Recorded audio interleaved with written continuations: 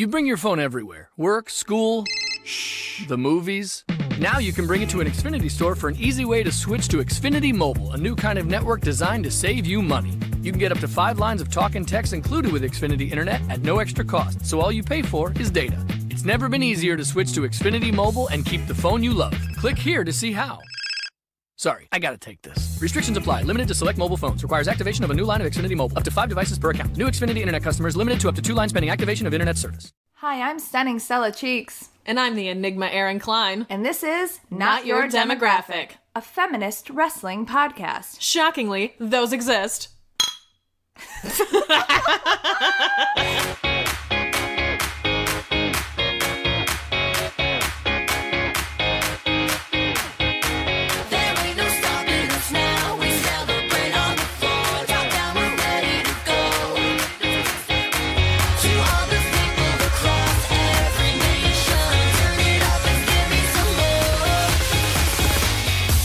Welcome to the podcast. Are you glad we tested the singing levels? Yeah, I have a melodious voice. It's true, you do. How are you? I'm good. Packed week full of being sick, which sucked. Woohoo! But I feel a lot better, which is nice. What kind of sick? I don't know. That's the weird thing. I had kind of a scratchy throat and was like, this is not a good sign. I'm probably not going to be feeling really good. And then I just got a fever of 100. Oh, that's right, because you had to miss the wrestling show. Yeah. And I almost, before we started talking, recording, was going to be like, oh, wasn't that funny? Remember this? And I totally forgot that you weren't there. Yeah. Mm-hmm. Nope, I was not there. Yeah, I had a fever of 100, 101 for 3 days. And just felt like absolute trash. But that was it. I was just achy because I had this fever and this weird scratchy throat. But no other symptoms. I couldn't eat anything because I was when you have a fever of a certain height, you're just not hungry, and right. I have problems eating anyway, and so just the combination of both, I was I'll have these 8 grapes today, it'd be totally fine. So it was I burned all of that off, which was an adventure, and I had to miss your birthday party and Ben's it wasn't a birthday party. We were just going to a wrestling show. I know. I was disappointed, although in the end, glad that I had a fever. No, overall, it was really, really fun. There was just one match that was brutal. Yeah. Well, I was also just sick enough that I didn't want to get anyone else sick.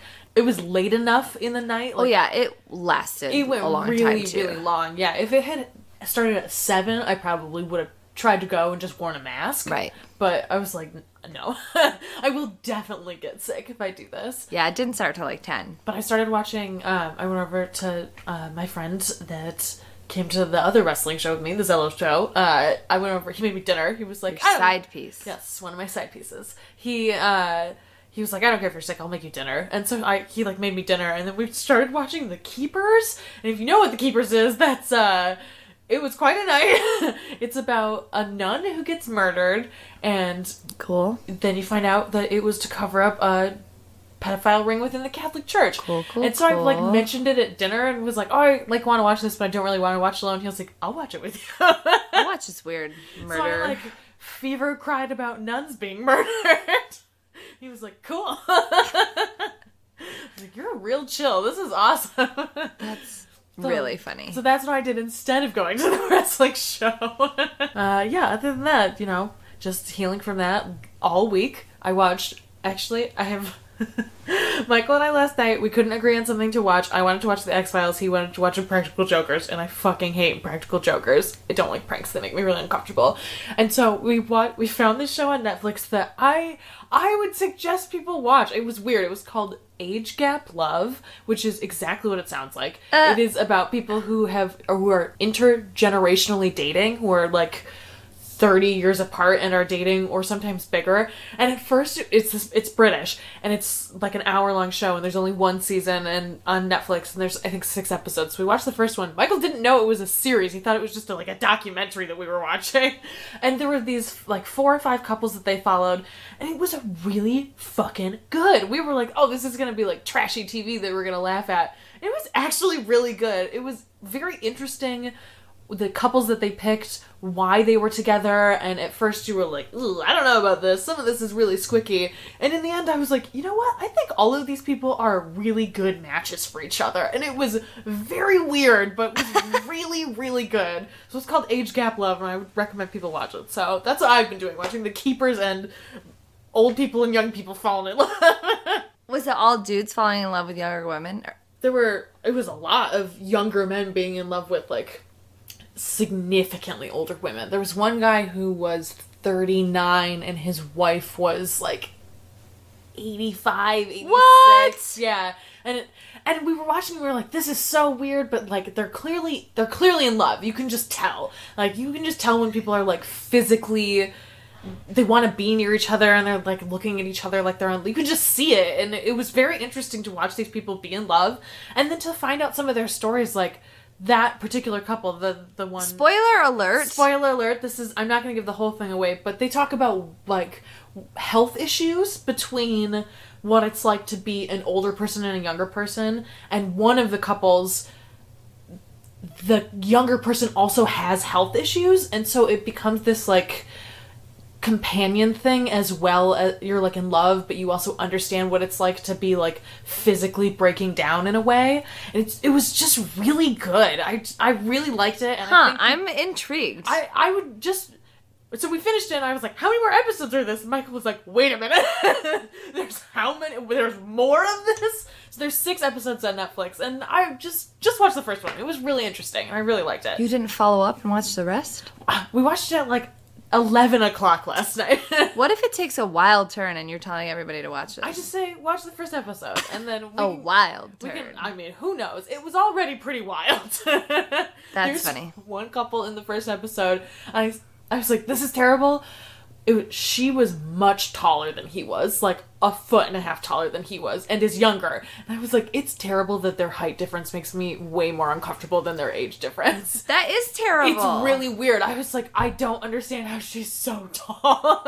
Oh my goodness. So, it was really good. I totally recommend it. How are you? What have you been up to? Fine. How was the wrestling show? Well, it's my birthday yesterday. Happy birthday! 29. Last year, my 20s. We're the same age for a couple of months. Oh, yeah. You're gonna be 30. Uh-huh. And then I will have to kill you. Everyone has to replace me once I turn 30. I have to go into my cocoon and shed my younger self. Ew, gross. I'm gonna throw Logan's from theme party for my 30th, and nobody will get the jokes except for, like, Dave. I'll be like, you get it, old sci-fi movies. Anyways, I turned 29. I'm in grad school. It's dumb. We went to this wrestling show on Saturday. It's called Kaiju Attack Wrestling. It's a newer promotion in Chicago. And it's really fun. It's, like, not the world's best wrestling, though there were some really good matches. But it is, like, it's a very indie show. It starts with, like, they had, like, an opening punk band, and they had, like, a punk band, a different band in the middle, like, at intermission. And it was at the Den Theater, which was very convenient for me. How is that to see wrestling at? Where is it in the Den? The Den has like 800 spaces, so it's just in like true. it's in their like big like warehouse space. It's like the round. That was fun. Bobby made friends with like the merch kids, and they were like, of course he did. The kids were like teenagers, and they were doing that game where you're like pretending to throw a ball in the air and you like catch it and do weird shit and you like pass it back. And Bobby started doing it with them, and they were like passing it back and forth throughout the room. It was so funny. They were like these young kids, and Bobby's like, you know, Bobby. It was so funny. Also, it was really cool because it was my birthday, and it was ridiculously cheap. It was like $12. I got a lot of friends to go that have never really watched wrestling or have never been to like a live show, and I prefaced, I was like, I think this is like a sillier show. I've never been. I don't know how good it is, but like it's $12. It's next door to the Taco Bell Cantina. We're gonna get Taco Bell and tequila, and then we're gonna go to the show. It'll be fun. And so it was fun to have people that have not watched a ton of wrestling, and most of them had a really good time. One of them was a little curmudgeon-y, like, well, it's not even gonna look real. Like, duh, it's not real. Oh my god, how many times do we have to talk about this? It's not real. But it was really fun. They had a match where a bunch of people dressed up like monsters and kaiju, so like kaiju, and like destroyed a city, and it was very stupid and hilarious. The best part is one of the monsters is like a box robot. and he couldn't get into the ring because he's like made out of these cardboard boxes. He had to try and get into the ring. And it was so funny. And he had been in the one before, so they had to have known. So it must just be a running joke that he like can't get into the ring. Oh my God. And it's just, that was really funny. The first match was like two guys, I'm sorry I'm blanking on their names. They had a match and one was clearly the heel, and you know, the good guy won, but at the end that he was like, because the good guy was like a time traveler or something. God. And he was like, oh, you've gone back in time, but I'm your father. And like they made a bunch of dumb Star Wars references and had like lightsabers. And so like the heel kind of became a good guy because he was like, son. It was very stupid. They looked nothing alike. I got a lap dance. Yes. Eric Priest, which some people may know because he was on TNA for a little bit, but he's been around for a long time, but he's like the underwear model. He comes out to Pony and is just like fully going for it, and like is actually pretty good at it. Like he's very like Magic Mike, he's got it. I was cracking up because it's funny that he's just like fully doing like a striptease, and his gear is made to look like Calvin Klein underwear, so it looks like he's just in underwear. And I was like being really loud and like making faces like, oh my God, what's happening? He like locked eyes with me, and I was like, oh no, here it comes. And he like came over, and I was like in the middle of a row too, and he just went through everyone and like totally gave me a lap dance. He like grabbed my hand and didn't put it anywhere untoward, but like just like rubbed it on his chest. And I was like, and I mean, I obviously was game. I was like playing along, but so it wasn't inappropriate, but it was so funny. And the best part about that is like, he's a bad guy, right? He could have totally said a bunch of sexist, awful, like he's like, he literally gave me a lap dance. Yeah. Mm-hmm. And all of his heel work, nothing like that at all. Actually, like all of the heel work, even if they were like caricatures, like sexy guy, bad boy, or you know whatever, none of the heel work got like nasty. It was like great, and especially for these big characters. This one guy, hilarious, because like I made a thing like on Twitter, like I'm gonna go this, like maybe I can convince Shotzi to sing me a birthday song, and then one of the guys wrote back, who was clearly in the show, like, I hope she doesn't. And I was like, LOL, nice heel work, bro. And so he was the only guy that was like kind of a bad heel. And his tactic, even though he was wrestling a white guy, which I guess it's okay, it makes it better, but his whole tactic was just to shit talk Black Panther the whole time. It's not that good of a movie. And we were like, but objectively, it is a good movie. And also, like, your wrestling match has nothing to do with Black Panther, race, nothing. You're just like, I don't know how to be a heel, so I'm just gonna talk about the most popular thing that's happening right now. And it like made the match feel stilted because like the good guy doesn't really talk. I think his name's Pariah, and he like I think that's so he couldn't like banter back and forth. So it's just like one guy yelling about Black Panther. So that was a little weird. Which, whatever. What else? Some good stuff that happened. Oh, the ring announcer, who I hilariously had, I was in Chicago League of Ladies Wrestlers or whatever, Claw. He was one of the managers, and I was a manager there one year, and he was the ring announcer, and he had like a big jacket on that said like, no ableism, no homophobia, no misogyny, like all this stuff, and he like called people out in the crowd. Like some guy like made like a midget joke, and he was like, hey man, like on the mic, like, hey man, that's not cool, like called him out. One guy in the audience called somebody pussy, and Bobby yelled like, pussies are strong and glorious, and the whole crowd, including the bad guys in the ring, were like, yeah, this guy. So like it was like a really weirdly like progressive crowd. That's awesome. It was really fun. That's great. I like that a lot. Pat Monix asked me if I texted him. He was like, hey, you text me? And I was like, no, I didn't text you. What? Because like he has his number on his ass. And I was like, no, why do you think I texted you? Why out of everyone here are you asking me if I texted you? So and he was like, well, they said they were in the second row. You're in the second row. And I was like, it wasn't me. Barry Meadow was there. Ooh. He came out and I was like, Barry Meadow. And he was like kind of a, like, because when we saw him before, I like my voice like went out at that moment because I was like, yeah, Barry Meadow. But when we saw him before, he was more of like a serious, like, we're coming to the A to Ice Pick, and he was a total goof this round. And so I was just like, it was him and Eric Priest, so it was the stripper guy versus Barry Metal, and I was just like, ah! Oh my god. Yeah. I'd like forgotten Very Metal even existed. Very Metal. How could you? It's the best name. Very Metal. I don't even know his actual wrestling name. I just know it's blank blank Very Metal. Like, I don't even know. Oh, there was also really so one funny. of the evil factions. I feel bad because I don't know a lot of people's names, but it was mostly new people for me. One of the like bad guy faction, it was like two guys dressed like refs, and then another guy, and they like took out Pariah, and then they were in the main event. But one of the fake refs didn't have sleeves, and I think it was Bobby again. Bobby was like the crowd leader. Was like, no sleeves, no respect, no respect during his like promo, and the whole audience just kept going, no sleeves, no respect. It was really funny. Oh my god. And then the ring announcer, who was great, like he was also wearing like a vest, and he was like, hey, and we were like, no, you're cool, we respect you. No, it was really fun. That sounds awesome. Yeah, and then the booker and the owner is also one of the wrestlers, and he was the heel in his match, and he like hit on me, quote unquote, during the match, and was like, hey, what are you doing after this? And I was like, oh, I'm going home, but without you. And he, instead of saying something gross, he was just like, he just looked like dejected, and then he like, and he would call out other people, and then like it was nice because like I feel like I got my haunches up a bunch of times, and then it was totally fine. Oh, that's so nice. Which is like almost even like better heel work to be like, Yeah. It was really fun. The one bad part. So part of the reason we wanted to go to this is because Shotzi was on it, and we love Shotzi. And me and Ben the whole time were like, Shotzi.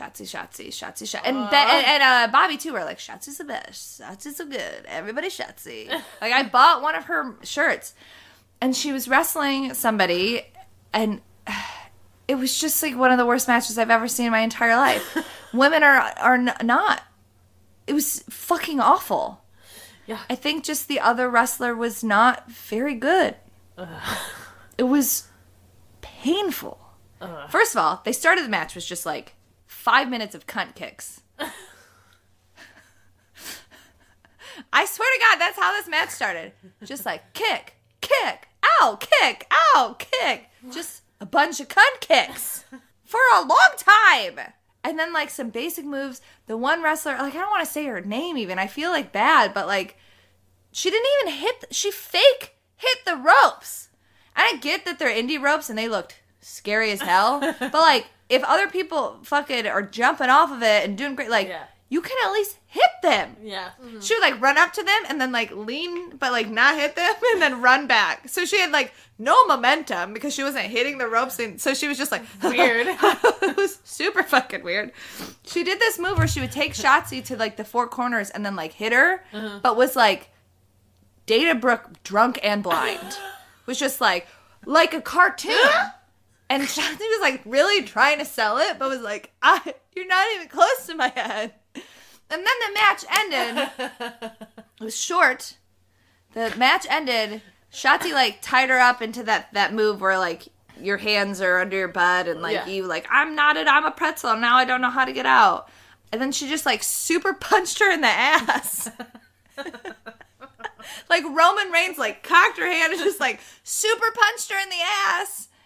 And won the match, and then Shotzi like she just like left. You could tell she was pissed. Like, it was not good. It was rough, man. Oh, and then like Dave was like and it was like she's a good wrestler. I was like embarrassed by that. Women or otherwise, it was one of the worst matches. And when I say like they started the cunt kicks and then she ended with a punch in the ass, it wasn't sexual at all. It wasn't like they're doing it because of the girls. It was just like. I have no idea what was happening. It was insane. It was so bad. It's not funny. It's very disappointing. It is funny. It is actually very funny. I would have been so angry if I had been there. Furious. Oh, and also, like, me so and Ben were talking up Shotzi the whole night. And honestly, like, you could tell, like, it wasn't her fault. And, like, I've seen her enough times that I'm like, I know that she's a good wrestler. Yeah. But also, it's just like, Yeah. And it was right before the main event because it was supposed to be like a co-main event. And it was like, no. So it just like really took the wind out of the room because we were all having fun and there were lightsabers and like fucking all this crazy shit. And then it's just like cut kicks and an ass punch and punches in the air. And fake rope hits. The fake rope hit is what really got me. How do you fake run the ropes? She like ran up to him, turned around, leaned, but didn't touch them, and then with no momentum just ran back.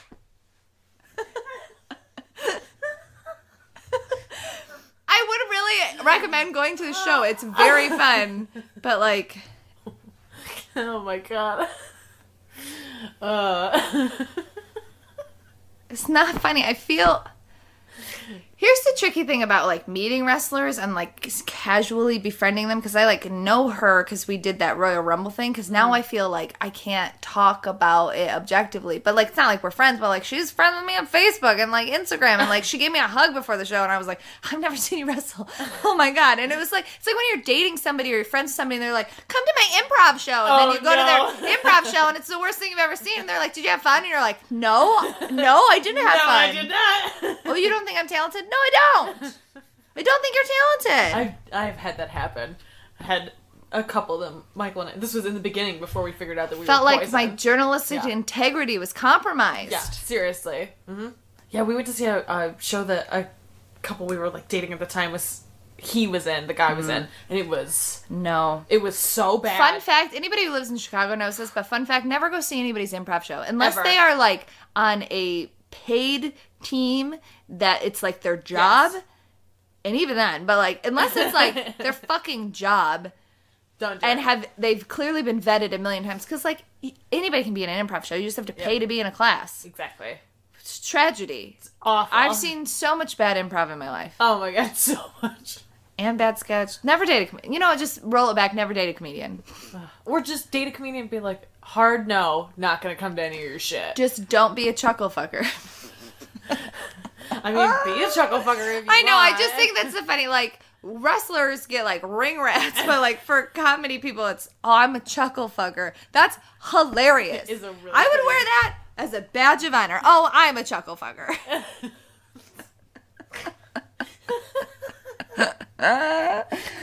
Oh man. Oh goodness. What wrestling shirt are you wearing? I'm wearing Shinsuke Nakamura sweatpants. You're gonna stand up again this week? No. Okay. Because the other one, there was like a burn. There was like an effect. This Yeah. is just like, I'm wearing Shinsuke Nakamura sweatpants. I mean, they're very comfortable. Sweatpants for life. What wrestling shit are you wearing? I'm wearing my Queen of the Deathmatch shirt because I literally couldn't decide which woman's shirt I wanted to wear, so I just picked one that was the most violent. And I'm also wearing my villain hat that you got me for Christmas because I watched Honor Rising, the reuniting of the Golden Lovers versus Cody and Marty, and it was so good. I loved it so I love all much. of Marty's like confusion where he's like, I don't know how to respond to you, Cody. Like, Yeah. I'm really trying to be a part of the Bullet Club and be on your team, but like, you're making it hard for me. Yeah, and like there was this really great moment in the match too where Cody was like, I'm gonna steal a kiss from Ibushi, and it was like just the right amount of creepy, and Marty was like holding Ibushi's arms back, and Ibushi looked so upset that Cody was gonna kiss him, but because he was not because like gays, but because like He was like, I'm in betrayal! I'm in a relationship, and you're gonna ruin the sanctity of my relationship. Also, with your Cody. hair looks dumb. It's so good for Oh, it's such good heel hair. yeah, it's such good heel hair. So but, good that Corey Graves was like, I think I'll also go blonde.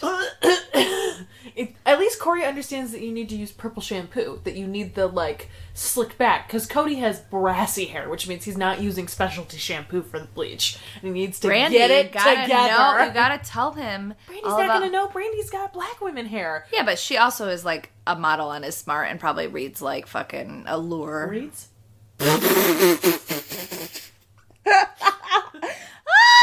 That was so. Reads? So quiet. I don't even know if the mic picked it up. Reads? So mean to Brandy. I mean, she's beautiful, but That's so funny. But so Marty's holding Ibushi, and he's looking so concerned, like, what is happening? I don't know how to support you in this moment. And Ibushi wrestles away, and then Cody grabs him and, like, just gives him this full kiss. And it was amazing to hear the Ring of Honor commentary people be like, have you ever kissed a man on the mouth, Kevin?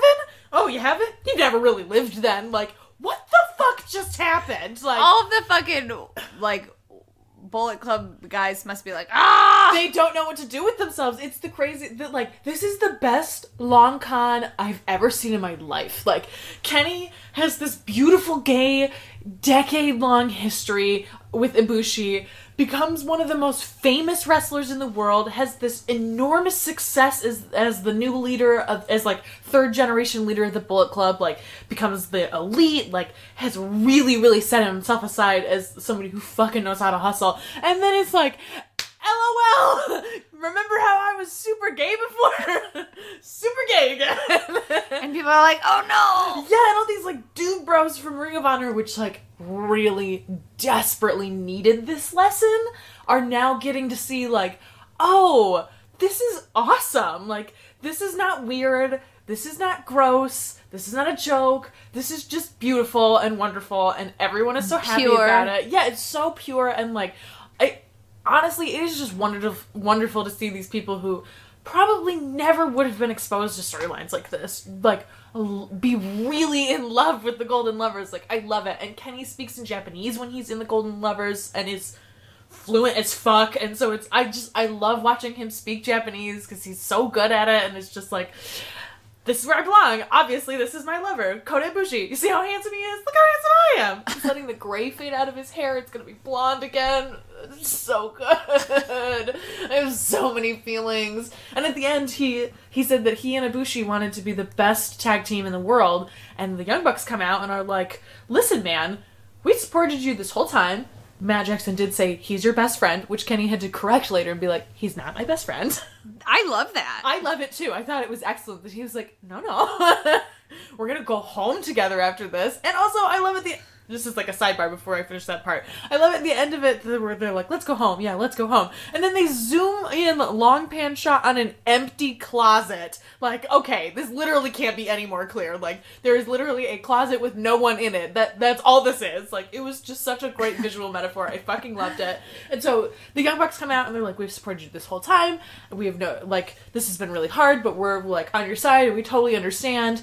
But you're going to say that you're the best tag team in the world? We're the best tag team in the world. And so they set up this great storyline for them to wrestle, and it also declared the Young Bucks as officially a heavyweight tag team, which they haven't been up till this point in New Japan. So it's like, it's not just like a new era for the Golden Lovers and for Kenny and for like Bullet Club as a whole. Like, it's also a new era for the Young Bucks who've like really earned this space in New Japan too. So it's just so great. I'm so excited to see them wrestle each other. It's, Matt Jackson posted a tweet from like 5 years ago where he was like, I wish me and my brother could wrestle the Golden Lovers. That'd be great. Like, I'm so happy for all of you. This is so wonderful. I love it so much. So there's Honor Rising. The whole show was good, but like really just watch it for the final one. It was so good. All right, set me a timer. All right, getting the timer out. Let's go from those really fun things to trash. Okay, 3 minutes for TNA. Ready, go.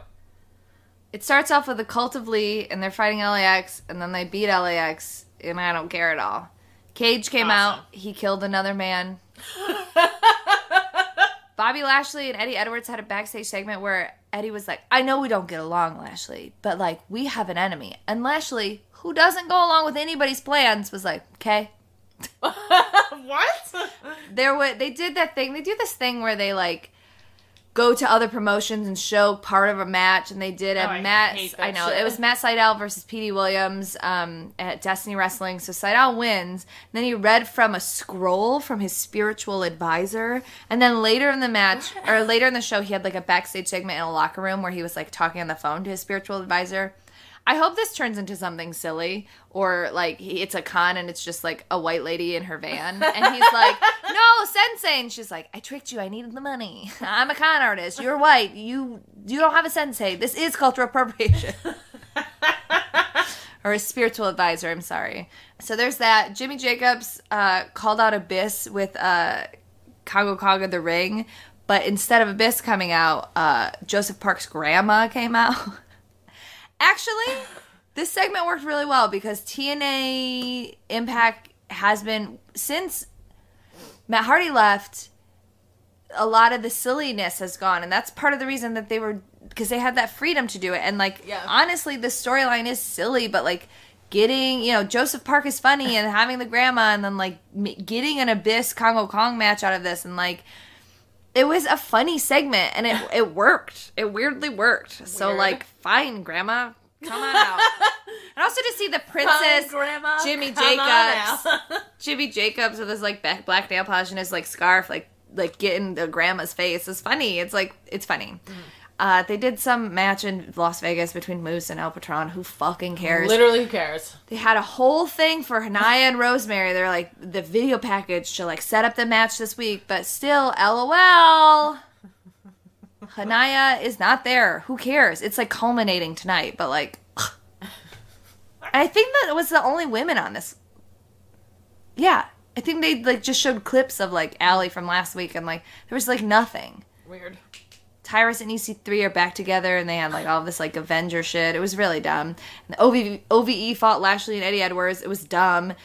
They won with the Boston Knee Party. Also dumb. EC3 faced Johnny Mundo for a #1 contendership. Johnny obviously won because EC3's out at the door, and then EC3 and Tyrus fought a little.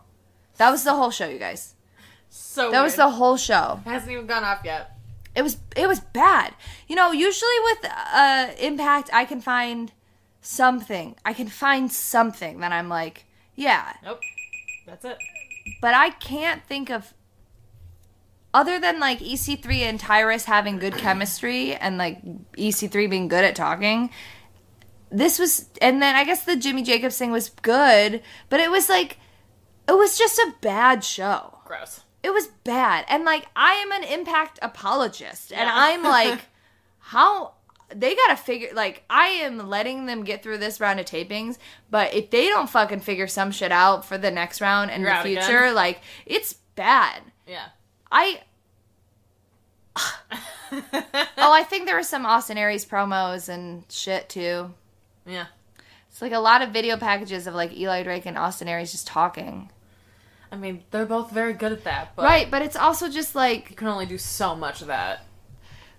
It's just hard to watch it knowing so many people are gone. Yeah. Mm-hmm. Which, isn't their fault and is their fault, but it's also, you didn't have anything else? You couldn't scrap this Hanaya stuff? Yeah. Mm-hmm. No, they didn't. They for sure didn't. Why don't they film, extra matches just in case? Because they don't want to assume that people are going to be gone. They should, though. I know, Their track record, they should. It indicates that they should be aware that this is going to happen, but they're not, because they're idiots. Do you have any news? I have one piece of news that's not really news that I want to talk about. Because I find this really interesting. So, for my class, I had to interview a wrestling journalist or blogger, and I interviewed Bill Hanstock of Uproxx, formerly Cage Side, whatever. Follow him, Sundown Motel. And if you want to hear the thing, it's on our WordPress.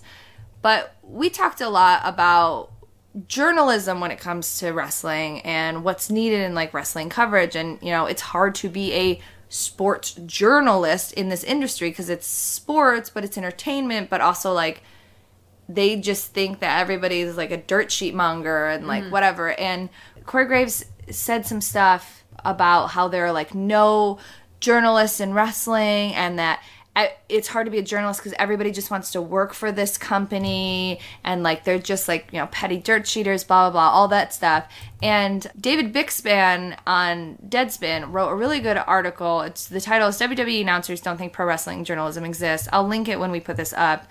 But it really breaks that down and why it's hard for there to be journalists in this industry, and how coverage is viewed, or how access is given, or how stories are broken. Right. It's twofold. It's hard because it is an entertainment thing, and matches can be decided in the ring, and but it's also the company, WWE specifically, doesn't respect anybody who covers it, and Exactly, yeah. they want it to be covered by like a small outlet, and because they know that it'll just get picked up. Like, they don't need to grant anybody access. They don't need to take it serious in a way that like the NBA or whatever does. Like, Corey Graves' tweet was, him and David got into it on Twitter, and Corey Graves said, "Oh, did my friend and I make you feel silly? I'm sorry, you're surely a wonderful quote-unquote journalist. Please keep spreading your quote-unquote expertise on a place you would kill to work for but never could."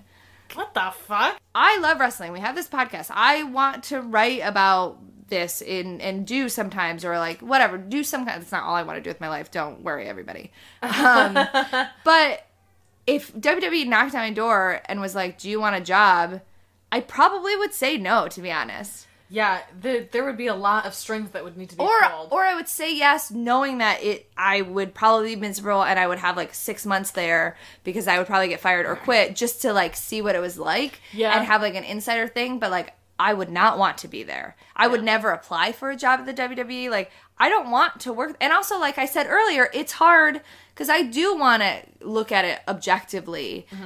And it's hard when you have those, like, ties. Like, even when all that Lana stuff went down, and then, like, we communicated over, like, DMs, and, like, she was nice, and we had a rapport, it even made me feel or second-guess some of the stuff that I, like, instinctually wanted to say. Like, I don't know if you noticed, I don't tweet about Lana that much anymore. I used to tweet all the time about her outfit choices and other things. But, like, I don't anymore because of the rapport, but also because, like, I'm afraid that she's watching. Like, so I feel constrained even by that small interaction. Yeah. Where if I, like, worked for a company or something, like, I couldn't view the entertainment that I like through a critical lens. Right, exactly. Like, I mean, it happens in the comic book industry, too. Like, people are like, "Oh, why are you reviewing these comic books and tears apart? You don't know anything. You don't work in the business." Or, like, I mean, it doesn't in other industries, but, like, nobody, like, yells at theater critics. They're invited to the shows, and journalists are invited to, like, movie premieres. And yeah, I mean, sometimes they, there's some bad theater critics who say, like, ignorant and racist stuff. Like, that's different. But, like, you're given access to, like, because it's a two-way street. You, like, build shit up, and it's just very interesting. If you really start thinking about coverage and journalism when it comes to wrestling, it's very interesting. And I think that article is really, really worth a read. And if you want to listen to the Bill Handsack podcast, it's on our website. And also, fuck Corey Graves. Yeah.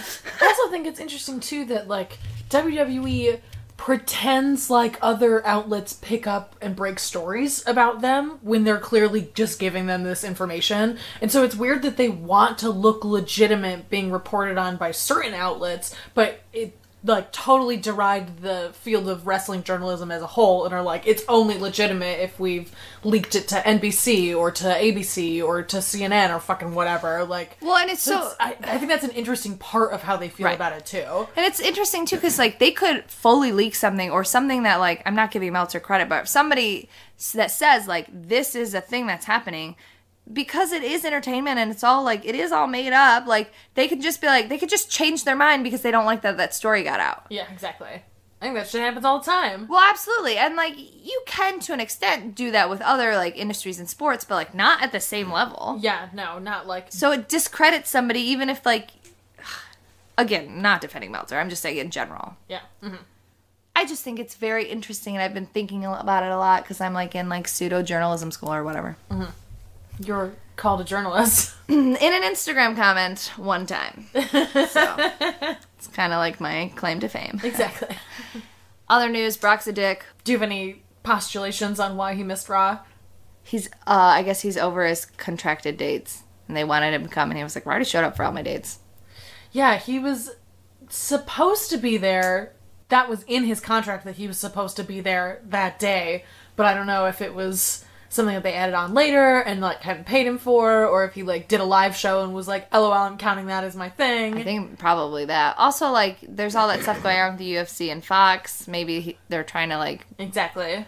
Well, I also feel, too, like, I don't know if he was there. There's a lot of conflicting information about whether or not he was there, whether it was planned, whether he actually walked out. We don't have any journalists who have access. Yeah, exactly. If something happened at the NBA, there are journalists with access who are, like, sitting next to everything who could see shit. Yeah, exactly. Which is a good thing and a bad thing, but it's also, like, Now we're all just like, what the fuck's happening? Yeah, all we have is their word to say, like, oh yeah, this was supposed to be going on. Like, I think it's really interesting. I wildly postulated, I wonder if he showed up and was like, fucking Ronda Rousey gets to be the main event? I think the fuck not, goodbye. Like, he's just enough of a dick that I could totally see something like that happening too. Like, I think the fuck not. Like, you have 2 MMA stars here and one of us is more important than the other and you're gonna put her in the main event? Like, not only are the women pissed about Ronda, but Brock's like, I think not. I think the fuck not. So that's my wild postulation about what happened, because I would he's just a dick. love to blame Ronda for it. Yeah, I think he's just a dick. Like, bye. Even if this was planned, even if... who gives a fuck? They finally figured it out that the only thing Roman needs to do is shit talk Brock, because the only thing people hate more than Roman is Brock. Is that true, though? I think people like us hate Brock. I think people who watch every week hate Brock. I think Brock does what he's supposed to in that he's a large draw to a very casual audience. And so those people are probably like, whatever, Brock's the best. But I think people who watch every week are... It's like the girl who was watching the Rumble and, like, Ronda showed up and she was like, yeah, finally, a fucking real fighter. And we were like, bitch, you don't get any of this. Yeah, exactly. Exactly. So I think that Brock has that appeal, but also, like, Roman shows up to work. I don't love Roman, but you know what? He's a good worker, and he's there. And he's hotter than Brock. He's much hotter than Brock. I bet he's never killed a baby bird. That's almost guaranteed. Roman has never done that. So, you know, I'm there for that. He's a good dad. I'm cool with that as well. Like, I think Brock is a fine dad. He lives in the woods with his children, right? Yeah, if you want to breed serial killers, he's a fine dad. Yeah, I don't know. I don't want to postulate about Brock Lesnar as a dad.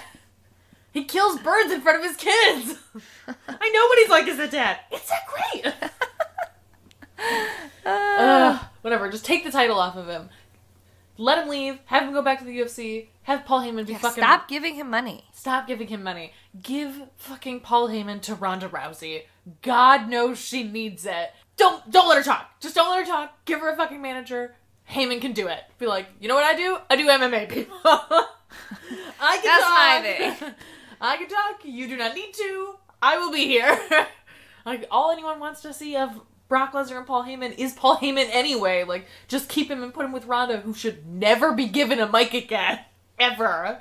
Yeah, but, I don't know. Paul Heyman, to me, I get that he's great at what he does.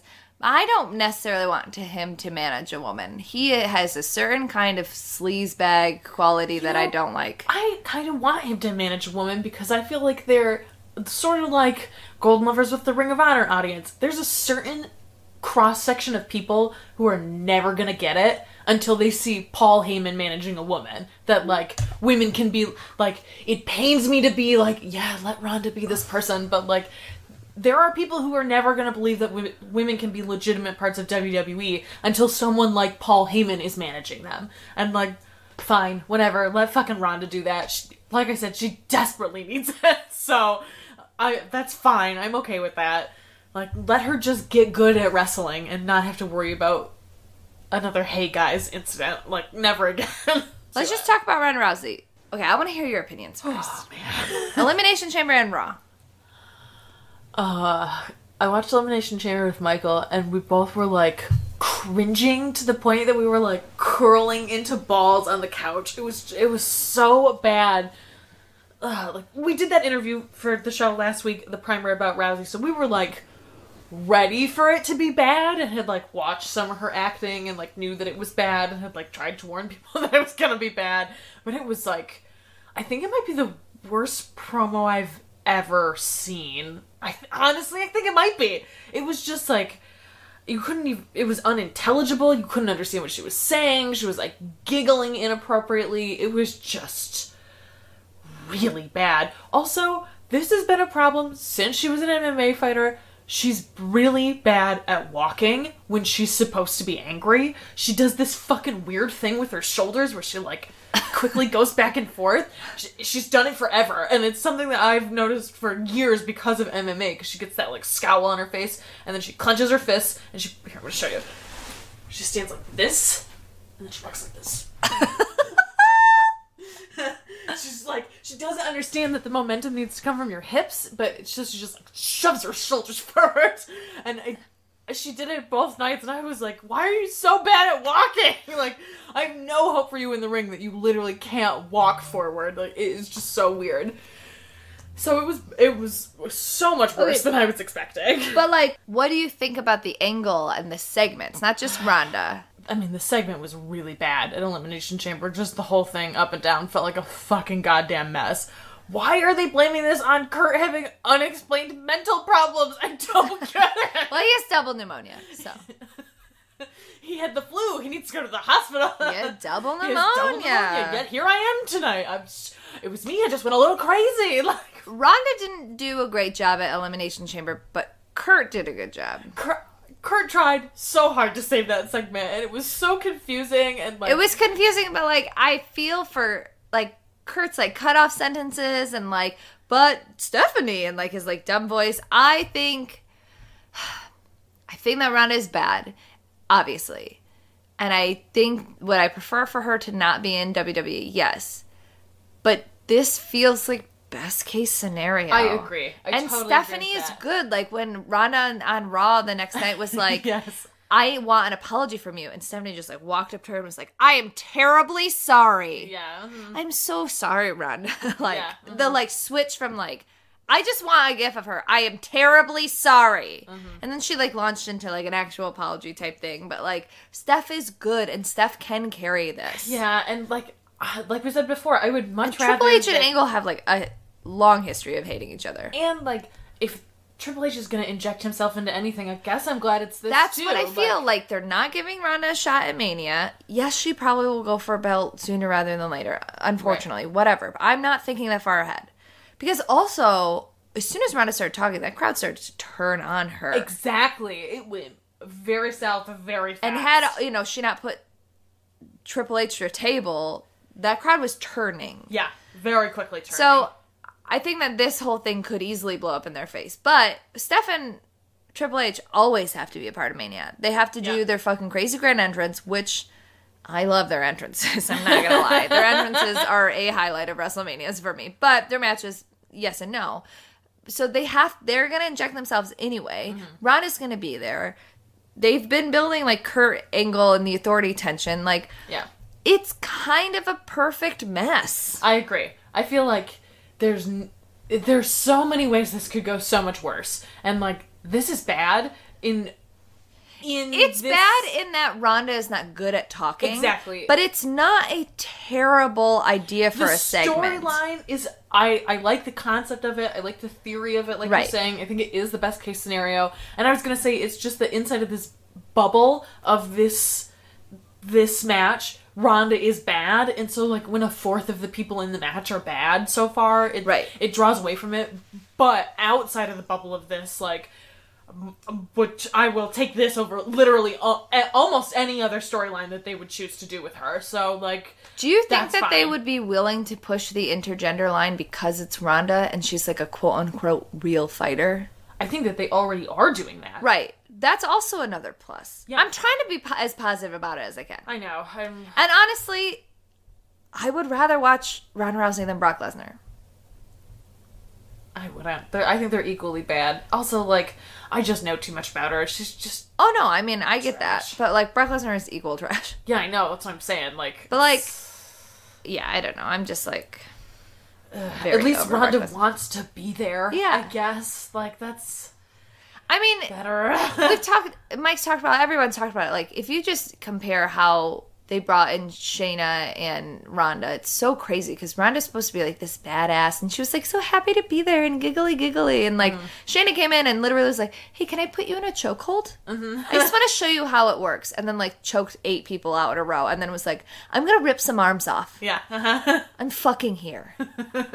You can put eyeliner on me if you want, but I'm still crazy. Mm-hmm. Absolutely. And but she's like, oh, she's the baddest woman, and she's coming out. I'm like, I'm just like so happy to be here. Like, it's like a weird dichotomy that's like not working. But she came in all like guns a-blazing like Shayna. I don't know. Yeah, well, also Shayna's a competent and good wrestler. but can also talk. I mean, there's like you can't spend. Shayna had some time too. Oh, for sure. I was like saying you can't spend all that time with like Nicole. Yeah. And like Mercedes. Like Nicole's a better talker than Mercedes, but like you can't spend all the time with them and not pick up some like fucking moves. Yeah, exactly. Nicole's a great talker. Yes, she is. I fucking love Nicole's boy. Anyways, those are our Ronda feelings. I want to talk about that lit-ass women's elimination chamber match. Best match of the night by far, because it was like an uneven card in my opinion. That match was fucking good. Not just because like really first good. Ever women's elimination. It was a really good elimination chamber match. Yes. Period. Yeah, I agree. And I liked too that they like got up on the pods and were like climbing the walls and shit. Like Alexa did a twisted bliss off of a pod. Woo! Mickie James jumped off and did like her like weird double knee thing off a pod onto Sasha's face. Oh my god! All the like climbing with Bayley and Alexa and Sasha. That's such good character work. Such good character work all along. Mandy Rose and Sonya Deville looked good, too. They did a very good job. I thought it was very smart to put them in at the beginning. I thought that they did a great job. Sonya looked good. Yeah, I thought they did a great job of holding her. I was shocked how well Mandy Rose did. Like, I was expecting Sonya to be, like, head and shoulders above her, but I thought they did, like, a pretty comparable job. And they do complement each other. Absolutely. Absolution 100%. has... It's funny, because when Absolution and the Riot Squad came up, everyone was like, oh, Absolution's so much better than the Riot Squad. And, like, even if Paige hadn't gotten hurt, it became very clear that the Riot Squad feels cohesive. Yeah. Mm-hmm. In a way that Absolution doesn't. And maybe that's because, like, Absolution is, like, Paige the leader, and then these other two. Yeah. And even though Ruby's the leader, they still feel... They're a unit. Yeah. Like a unit. Yeah. And I guess it just feels more like Paige is the leader because she's not wrestling, so she feels more like, these are my girls, instead of, like, we are one. Yeah. So it's always... They've not felt cohesive to me, even though I know that Mandy Rose and Sonya Deville are like roomies and best friends and all that stuff. But in this match, it really came together for me. Oh, it was just really fucking good. It was fucking good. We got more on the Sasha Bayley stuff. Yes. And I liked, in my head, I was like, well, Bayley's going to eliminate Sasha. But I did like that it was the other way around, especially with the follow-up the next night where, like, Bayley just jumped off the ring and was like, I'm not going to punch you. I'm not going to roll you up. I'm just not tagging in. Yeah. Which is subtle in a way that I didn't think this story or WWE could be subtle. Yes. And the rumors is that there's going to be 4 women's matches on WrestleMania, which, I mean, let's all pray it's rumors, but that would be the 2 title shots. Mm-hmm. And then Sasha and Bayley. Mm-hmm. And then I guess Ronda. But I don't think that counts, because they are also talking about, instead of doing the Andre the Giant, doing a women's battle royal. This is all rumor stuff. Oh, so. But as of right now, in this moment, according to the rumors, Sasha and Bayley is going to be something that's happening. I mean, it feels like it has to, right? Barring some kind of unfortunate incident, right? It seems inevitable at this point. Like, good. I'm so glad. I also loved it at one point.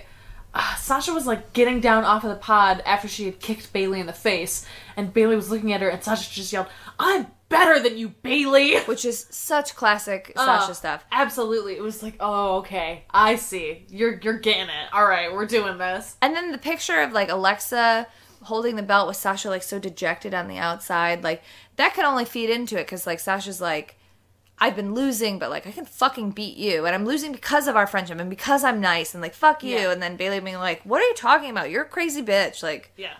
And I think it will be a different angle, because last time it was, like, Bayley was trying to prove herself. Right. Whereas this, like, Bayley's held the championship. And, like, I don't think it needs to be about Bayley proving herself and more just being, like, putting Sasha in her place. Right. Like, you take advantage of me all the time and always say that you're better than me, but that's not true. I've beaten you many times. Yeah, exactly. I don't know. This match was so fucking good. Yeah, I really enjoyed it. I fucking loved it. I also thought, do you follow Punk Rock Big Mouth? Hell yeah, I do. Yeah, she made a great point where she was like, later in the night, she was like, 4 dudes caught The Miz being thrown off of a pod, but Sasha caught Mickie James with her face off of a pod at one point. Like, and Alexa jumped off and did the Twisted Bliss off onto not the ring, but the fucking, like, harder... Like, it's... the hardest part of the knot ring. The structure.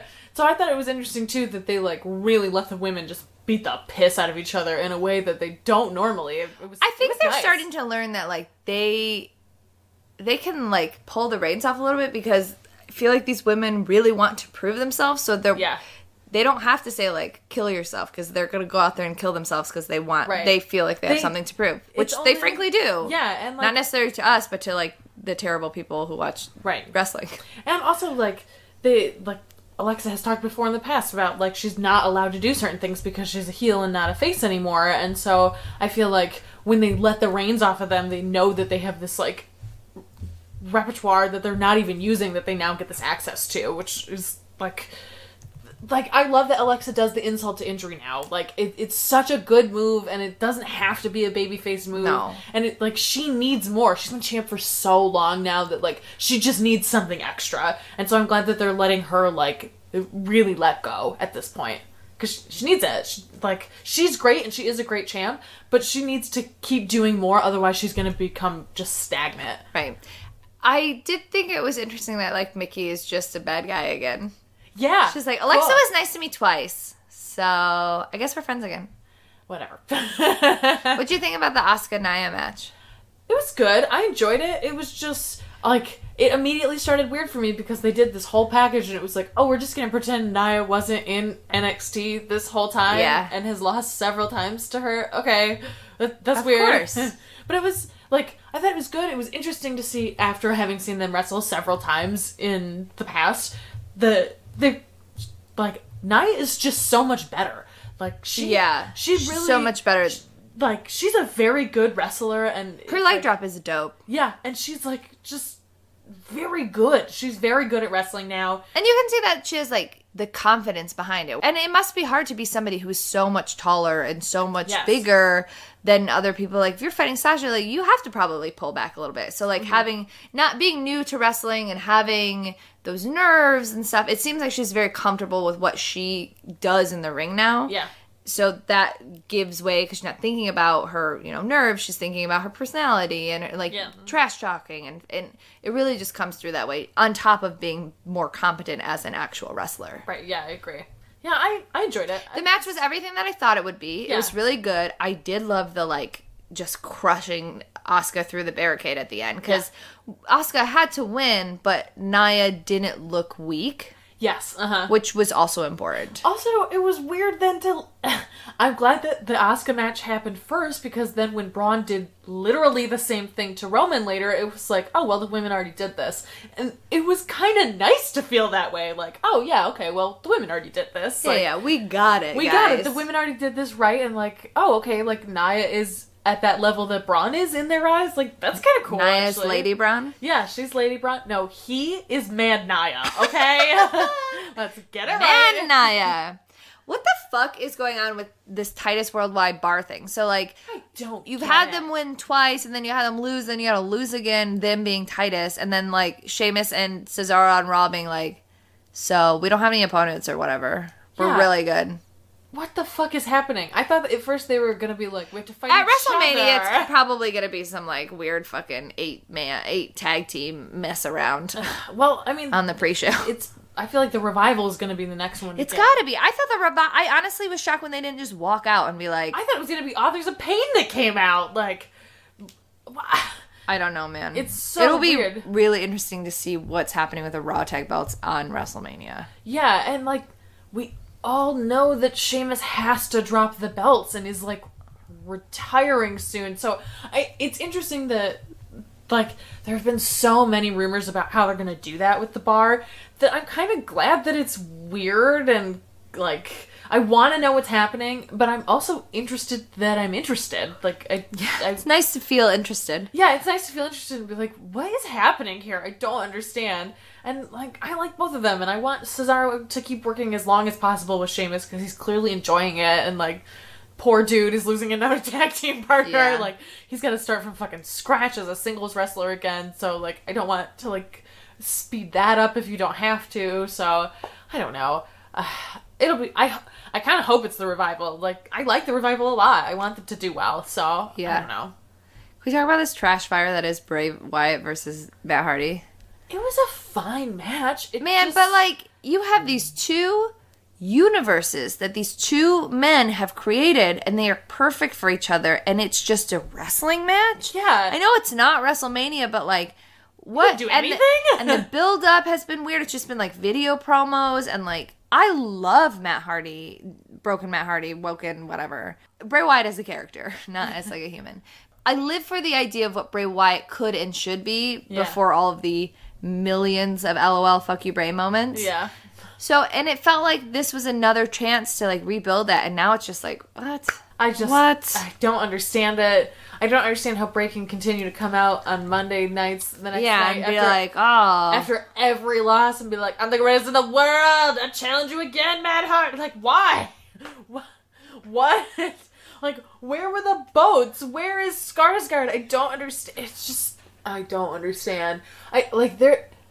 They tried so hard to recreate Final Deletion. Like, why not just let them do what they want now? Like, people in that stadium would have sat through a video package if it had been well done. Right. Like, that was the right match to be like, here's a 20-minute segment of them fighting in a swamp. People would have been super into that. But instead you just had this, as you said on Twitter, basic bitch wrestling match. Like, did I say that? Yes. I'm so smart. It was very astute of you to have called it such. I'm so smart. It's true. It sucked. Yeah, it sucked. It made sucked. me miss Bray and Randy. Oh, no. Well, they had all the shit in the ring and, like, all of the, like, visuals, and they threw a refrigerator on top of each other. Like, any of that was better than this basic shit. No, nothing is worse than Randy Orton. They released a new Randy Orton shirt, and on Instagram I wrote, like, at the WWE shop, I was like, are people asking for more Randy merch? LOL. And some, like, Stan account was, like, a Randy Orton girl was like, yes! I was like, all right, Orton Babe 28 or whatever. You fucking weirdo. People asking for this? Yes, we are. All right, whatever. Like, live your life. Live your dreams, girl. Randy Stan's coming for you. The Randy Stans. Ew. Gross. That is the name of some, Do they all look like sea witches? No, because they all just... Stan accounts just have pictures of Randy Orton or pictures of whoever they're standing for. What do you think about the men's elimination chambra? I was bored most of the time. Me too. It's not that it was bad. It's just like the girl was better. I agree. And like there were things about it I really liked. I thought Seth was great. I thought that Finn was great. Well, it's also hard because it was like very predictable. Like we thought Alexa was going to win, but it wasn't like written in stone the way like... And it was also disappointing that... Because like you get... I mean, they're so good at the like glimmer of hope that it's not going to be Roman. Because it was like, is it going to be Braun? No, because Braun like eliminated like basically everyone. He did eliminate everyone. He eliminated everybody. Oh, he did? Okay. Yes, everyone else except for Roman. Oh well. Yeah. So it just felt like so underwhelming at the I knew it was gonna be Roman, and yet somehow I still was just like deeply underwhelmed by the end of it. As soon as it came down to Braun and Roman, it was like, well. Well, time for me to go to bed. Yeah, exactly. That's exactly what happened. We watched a little bit of John Cena's too real raw John Cena's a great actor now. He's a great actor. Ugh, watching him be like, you know, I thought I could do all this. I thought I could do all these things, and maybe I can't. Maybe I can't do this anymore. Like, Cena, stop it! God damn it, I want to watch you chug beer up your butt. I don't want to watch you fucking pretend to cry on Raja. These are wrong. These are the wrong direction. Wait, when is he chugging beer up his butt? In blockers, cock blockers. Great. It's just called blockers. Whatever. It's a picture of a rooster and a blockers. Yeah. Yeah, he chugs butt. Well, now he's on SmackDown. Psych. Well, I could call out The Undertaker. I'm not going to do that. I'm going to SmackDown. Did he not call out The Undertaker? I sort of only half listened to him. He was like, are you all you guys are expecting me to come out here and call out The Undertaker, but I can't do that. It's impossible. I'm going to SmackDown. Bye, bitches. And then, of course, he shows up and is like, hey, I'm at SmackDown. And Shane's like, cool, you want to fight AJ? You want to be in... If you win this, you can be in the main event for Fastlane. And he was like, great, got it. And AJ was like, what? And then, of course, he won. People in this match. Now, well, it's like a six-pack challenge. Damn it. It's too many people. Too many people. Also, it seems like there's going to be many people in the Intercontinental match. Yes. Because they don't have anywhere to put these people. So at Mania, it's going to be like Miz and Seth and Finn. I'm okay with that. Just the three of them. That's okay. What about Elias? What are you going to do with that dum-dum? He keeps getting murdered by Braun. I don't want a 4-way 4-way for the Intercontinental belt. That's dumb. Yeah, the 3-way would work better. Yeah, and it, like, makes more sense for the 3 of them specifically to be in a match. Especially because, like, they both beat up Miz. Yeah, and also Braun has no match right now. Right. So I think Braun is their, like, backup plan for if, like, shit goes down with Brock. Or if shit goes down with Roman. Oh, all the steroids? Yeah. So, I don't know. Yeah, I think that's exactly what's happening, is they're like, someone could get hurt, someone may not show up, someone may get arrested. We're just gonna keep Braun back here. Braun is clean as a whistle. Put Braun in a shark cage. Braun in a shark cage. Braun in a shark cage. You can't control him. He rips stuff down. They can't. He's just gonna WrestleMania is very expensive. They built a whole roller coaster. You can't have Braun Strowman rip down that roller coaster. They gotta put him in a shark cage for insurance. He's gonna get up in there and just hop like twice, and then the shark cage is gonna fall and crush who's underneath of it. I'm fine with that. Braun hits an empty ring, and then once the cage tips over, Samoa Joe climbs out of the ashes. I'm back, motherfuckers! And then they become the new Undertaker and Kane of the modern era. There are monsters among men, after all. Yeah. I'm fine with that. Actually, I like that a lot. SmackDown was dumb. SmackDown sucks now. It's alright. There was less Ziggler on it this week, which made me watch. Because he just kept coming out and kicking people and then running away.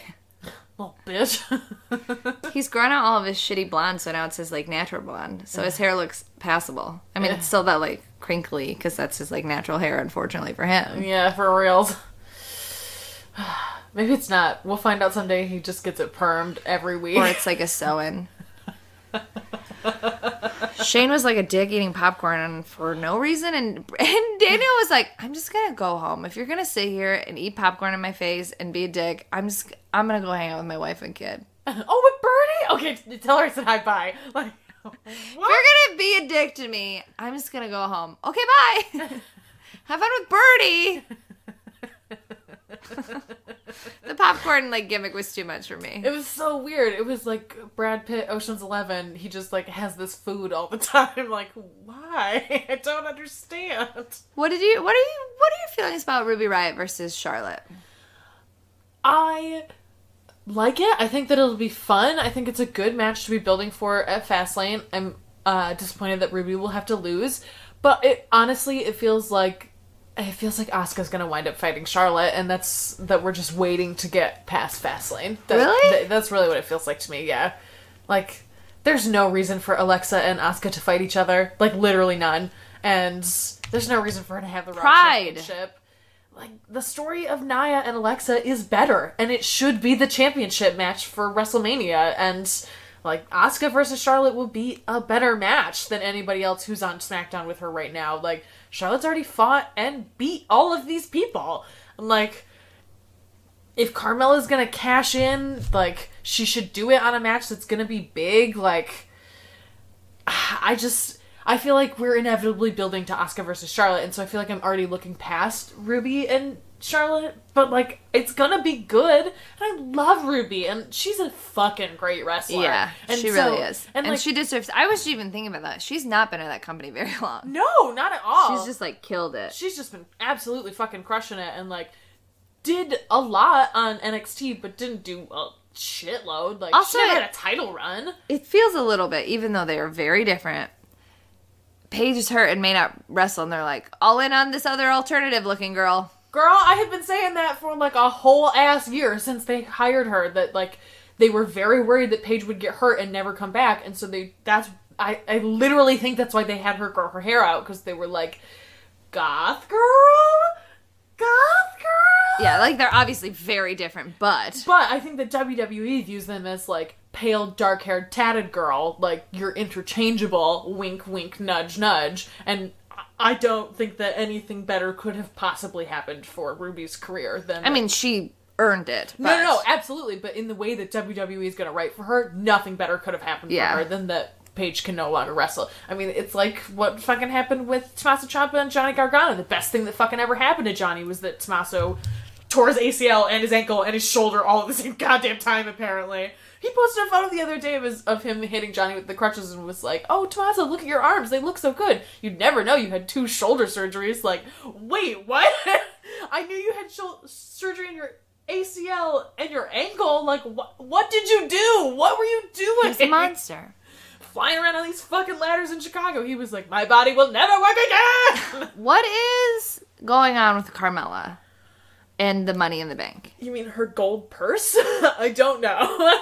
Like, I don't get it. They clearly had this plan for her that involved Ellsworth, and then it never happened. I don't even know if it I think they just, like, they had a plan, she was on a hot streak, and then they were like, oh shit, WrestleMania's coming up. We have to start focusing on other stuff, and she, like, but she can hold it till June. Yeah, so, like, I don't really even want her to do anything with it until after Mania is over. Also, like, if she's gonna cash in on someone and lose, like, they do kind of need to get as far away from Baron as possible. I don't want her to lose, though. It's the first one. Yeah, I agree. I want her to win. Also, Carmella as a champ would be very interesting. The hard thing is, who does she beat and win and how? Like, they are unwilling to sacrifice anyone in the title picture to Carmella. Yeah, but actually, that's kind of a brilliant way to break the streak. Because if Asuka and Charlotte go to war, and Asuka barely wins, and is like whatever, and Carmella blindsides her and wins, and that's kind of a brilliant way to break the streak. And then she can be like, I broke the streak, but it's like, not really. Yeah, that's true. That's a good point. They won't do it, but it would be fucking smart. And like we've said before, like, who's gonna break her streak at this point? Like, if you do it with shenanigans, you set up a story too. Yeah, exactly. Like, then it's just done. But it can't be shenanigans like Goldberg. So I guess there's like a fine line. Yeah, there's a line of shenanigans that can only be crossed at some points. A Money in the Bank cash-in makes sense to me, though. Yeah, I agree. And I think you're right. I think that's the way to do it, too, where it's, like, it happens unexpectedly. It's not like, oh, well, if Charlotte can't do it, like... And the hard thing is it was clearly supposed to be Paige. Yeah. And so it like, how do you rewrite all of this planning to now be like, fuck, how do we take it away from her? Who can we give it to that we're willing to put the history of all of this on this new person now? Because that's how WWE works, that if you beat someone, you like tangentially osmosis absorb all of their good history. So they have to like do that for 3 months after Carmella wins. Like... I don't know. I like that a lot, actually. I think that's a really smart way to break that. Well, it's not going to happen. I know. But it's very smart. Other things that are important. The Usos and the New Day are fighting again. Because they're like, we have nothing else to do. And Big E likes to have his pants sprayed. Spritzed. Get it right. It would have worked if he was wearing the onesie. Yeah. Why was he wearing 2 layers of pants? Why do you need to get your pants spritzed? Like 8 times. Also, I love that Xavier was like really trying not to corpse. He was like, "Oh, fuck you, Biggie." The fashion police solved the murder of Biggie. They found him. That was a surprisingly good segment. Whatever. I don't give a fuck about Josh Duhamel, but like he really was playing along. He did a good job, and he was trying. And was like excited about the fashion police and was excited about the New Day too. But like, it's nice that he was excited about the fashion police, and they were great. Also, that match with Aiden and Shinsuke was, like, an actually good match. Aiden's a really good wrestler. And also, I feel like we haven't seen Shinsuke, like, do anything since the Rumble. Yeah, exactly. So it was nice to have, like we all knew Shinsuke was going to win, but it was nice to have a match. And it was also nice to see Aiden. Yeah, I agree.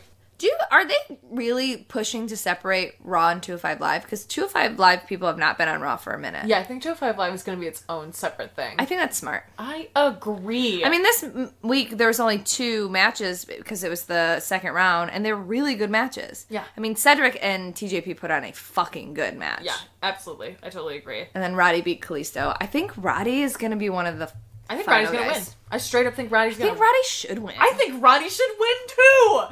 How did this happen?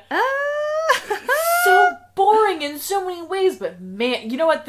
This format of 205 Live is perfect for him. Agreed. Because it's just wrestle and be good and give me, like, one sweaty after-match promo. And that's, like, I mean, he had all a I need. couple little heel moments where he was, like, doing the lucha and making fun of them, but, like, come he on, doesn't... Kalisto! That's my favorite part of him in ring is him just yelling, come on, whoever I'm wrestling.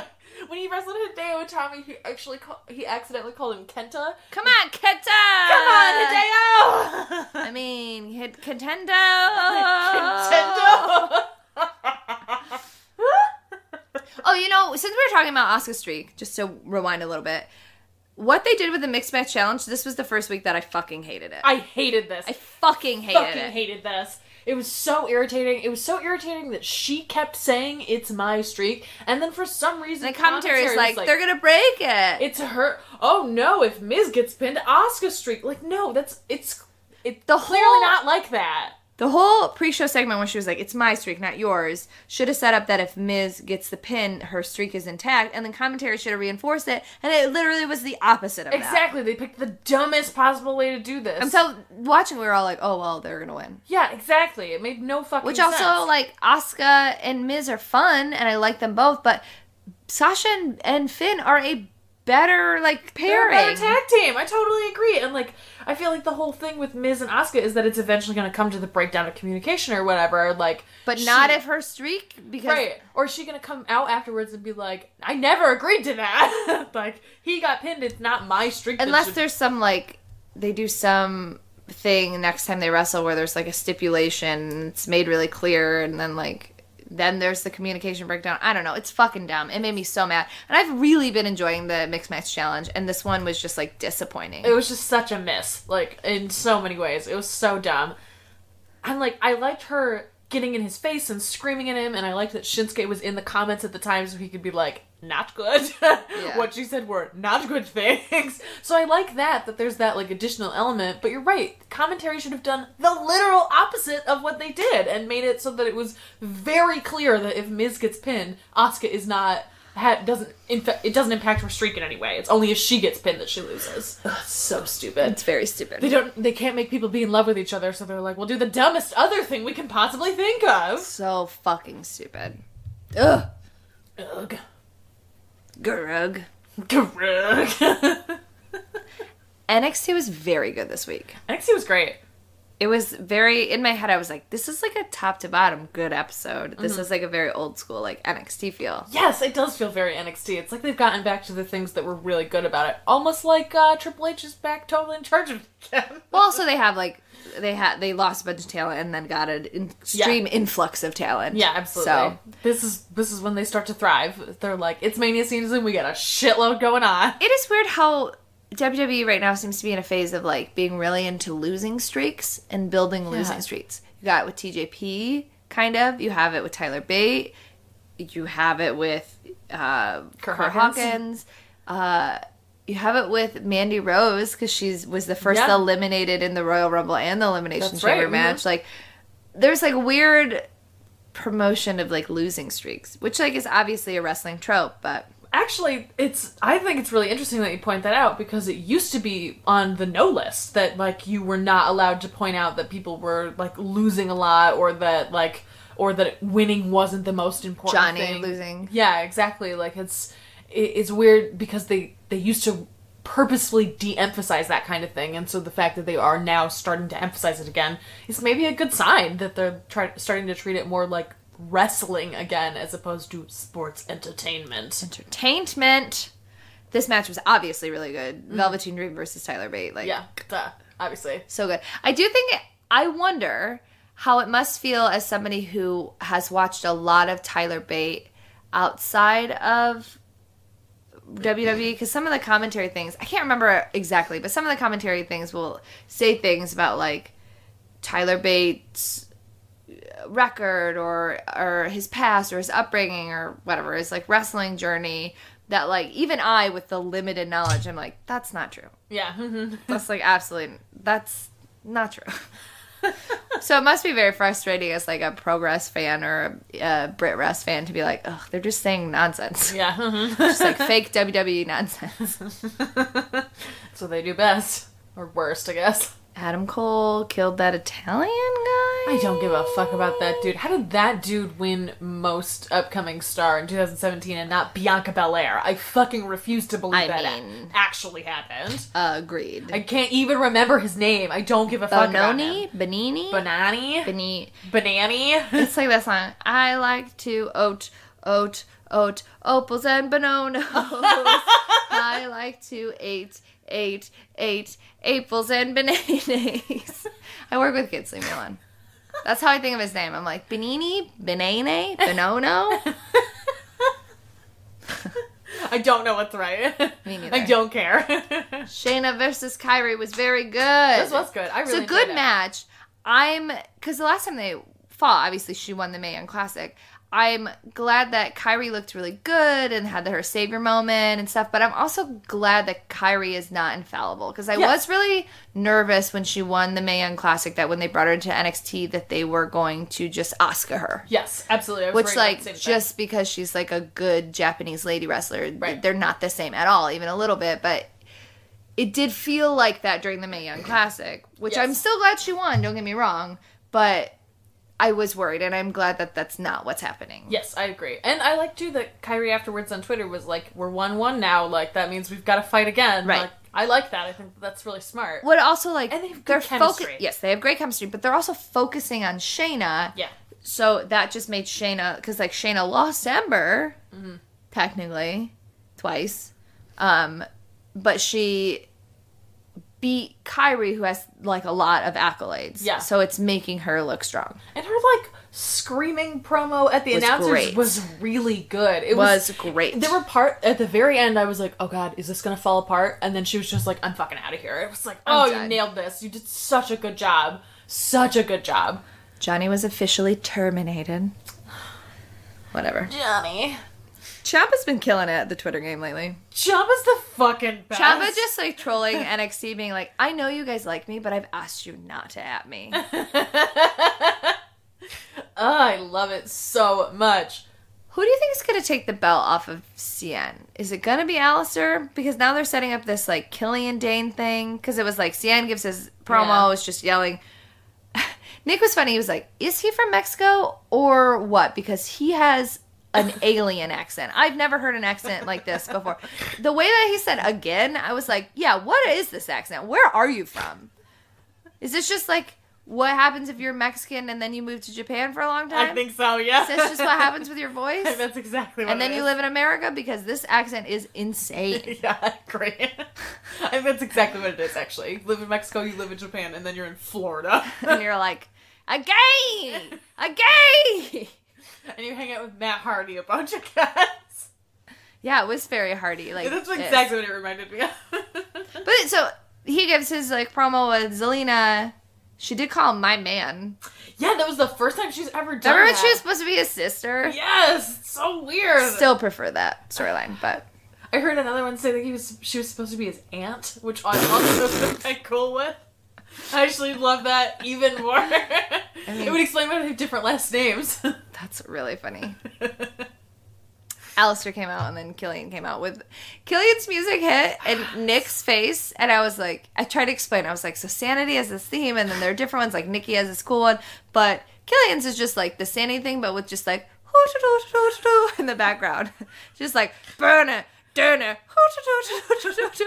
I'm from Ireland. It's the worst. It may be the worst theme song I've ever heard. It's fucking terrible. I'm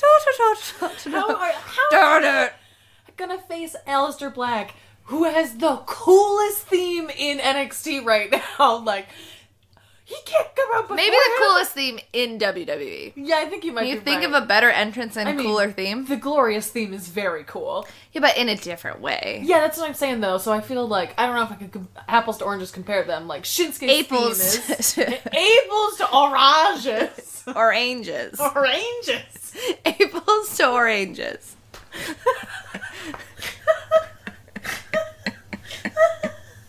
Now, let's make a long A sound. Aypples and Banaynays. I like to eat Aypples and Banaynays. I like to eat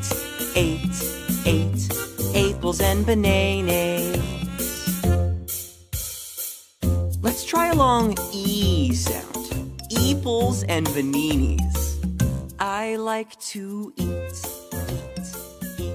Aypples and Banaynays. So I don't know what happened, but I think when we were laughing about Aypples and Banaynays and oranges, I must have hit a stop recording button. We don't have an ending to this show, which is fine because we were almost done. And also, hilariously, earlier on Twitter, I was like, praise me, for I am an audio goddess. I did fix a big thing, but then I ended up accidentally deleting this part. So I'm riding solo right now. We hope you enjoyed the episode. The only thing you missed is me saying, hey, are we done talking about wrestling? I've lost a lot of steam. And then Erin said, yeah. And then I screamed Brie mode very loudly and made Erin laugh. You know, basic shit. Normal outro. You can follow us on Twitter. I'm at Stella_Cheeks. Erin is at ErinGenC. You can also follow us at NotYourDemoPod on Twitter. You can email us at notyourdemo@gmail.com. You can find musings at notyourdemographic.wordpress.com. Again, gentle reminder, that's like my grad school thing, so you are reading things I'm turning in and getting grades on. But for my final, I have to post a buttload, so enjoy all the stuff I have to post. And then after my final, which is March 14th, we will be revamping the website and adding Erin and maybe some other friends. And it will be very fun. You can also find us on CageSideSeats.com. And you should find us on iTunes and rate, review, and subscribe. We haven't gotten any reviews in a minute. I'm starting to get mad. Who knows? Maybe I'll just stop doing this podcast.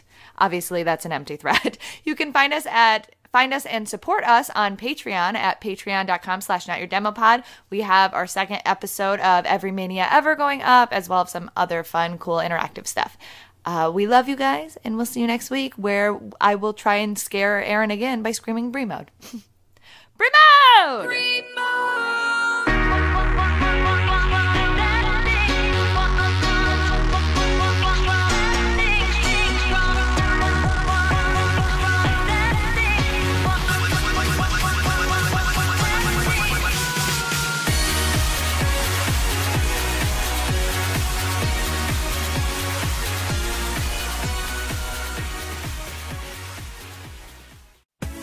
Did you get a tax refund? Time to get a new phone. Switch to Sprint and get a new Samsung GS8 for $8 per month or a Note 8 for $18 per month with Sprint Flex Lease. Hurry into your local Sprint store, visit sprint.com/galaxy or call 1-800-SPRINT1. GS8 $23.25 per month credit. Note 8 $22 per month credit. Credits applied within 2 bills. Excludes tax with 18-month lease and new line. Early termination results in remaining balance due. Subject to credit and $30 activation fee. Restrictions apply. You've reached the High Fashion Hotline. Hi, my family's jeans have been in hibernation all winter, but we need a major awakening. Get to Old Navy for new jeans now. Old Navy? Yep, Old Navy's got some amazing new styles your family's gonna love, and they're all on sale up to 50% off. Up to 50% off all jeans? All of them, even the new straight fit power jean for women and the new relaxed slim for men. Jeans start at just $15 for adults, $10 for kids, in-store and online at oldnavy.com. But hurry, it ends tomorrow. That's our wake-up call. We're going to Old Navy now. High Fashion, Old Navy. Valid February 21 through March 4. Excludes in-store clearance.